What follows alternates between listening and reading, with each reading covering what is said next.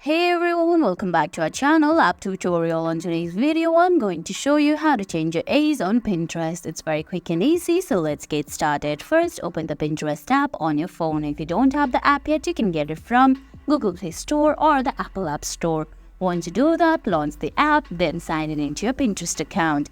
Now on your screen, you can see options like Home, Search, Create, Inbox, and Saved. Under Saved on the top left corner, you can see your profile icon.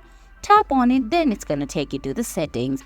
Now under settings, you can see options like account management, profile visibility, home feed tuner, claimed account, etc. All you have to do is select account management. Under account management, there's the first option, personal information. Go to personal information. There you can see options like birth date, gender, country or region, and language. You have to select birth date. Then you have to scroll down and change the birth date, and guys, that's it. That's how you change your A's on Pinterest. I hope you found this video helpful. If you did, please give it a thumbs up, leave a comment, subscribe to our channel, and hit that bell icon. See you in the next video. Thanks for watching.